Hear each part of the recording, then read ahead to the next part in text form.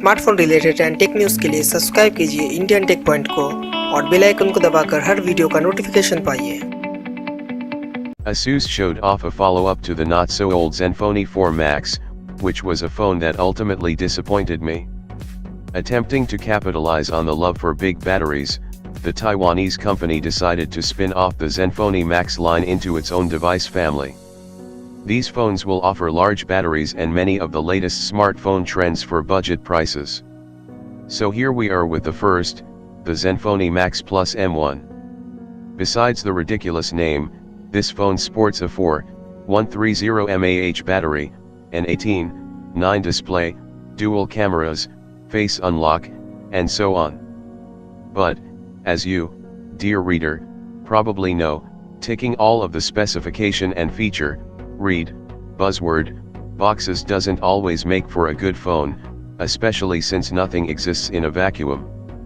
In the end, the Zenfone Max Plus M1 is nothing special. Simply, a big battery alone doesn't necessarily mean that the phone will be good, nor does it always make up for the other shortcomings. The Max Plus M1 looks and feels quite similar to the Zenfone 4 Max.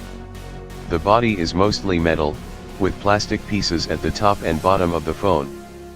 This time around, the phone doesn't feel so cheap, so kudos to Asus for addressing that. The ZF4 Max had a lot of flex in the metal back, which would creak and sometimes crack under pressure. The power button and volume rocker on the right side of the phone feel cheap and soft, with barely any travel and hardly any tactile response. Squishy is how I'd describe them, often getting accidentally pressed without me realizing it, until I noticed the screen turn on/off. The fingerprint sensor is nothing short of abysmal. Its first issue is that it's way too small and recessed into the phone. I had a hard time placing my finger just right to get it to read properly. On the times that I managed to succeed, I ran into a frequent failure to read.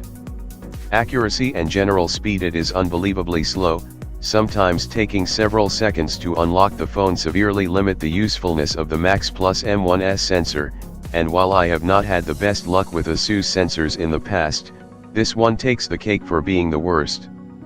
In the end, I often elected to not use it. Asus has failed to impress with the camera on the Zenfone Max Plus M1. The biggest problem is that the 16MP main lens produces photos that look washed out, even in scenarios where something like the Honor 7X takes pictures with good color reproduction. When colors are captured well, which often requires just the right scene, detail is sorely lacking. The secondary 8MP sensor sits behind a 120 degrees wide-angle lens, which defaults to shooting in 18:9 at 5MP.